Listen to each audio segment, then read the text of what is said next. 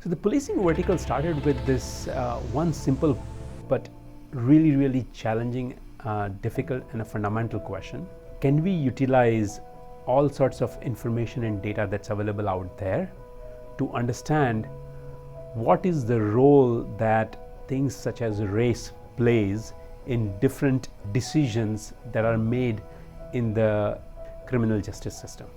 Going through the justice system could be a few seconds to few minutes to few years, and an individual can go through one or many stages, and there are multiple participants in this process. And so really to understand whether there is a specific role that race is playing in criminal justice system at any given stage, you have to take the picture holistically. Computing has a huge role to play here.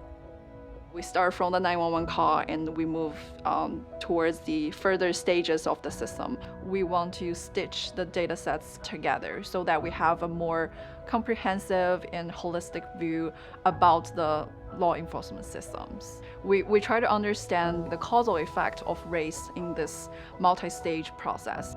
We asked 40 of the largest cities in the United States for dispatcher information as well as policing records. In New York City, the observational racial disparities in law enforcement system seem to be from the police officers themselves. But in New Orleans, racial disparities seems to be from the general public over-reporting the minorities. Hotspot predictive policing says, let's dedicate a whole bunch of patrol time to the smallest high crime areas in order to try and reduce crime in those high areas. One very obvious thing that you see in this data is that these places where police are spending the majority of their discretionary time are just overwhelmingly minority and overwhelmingly poor.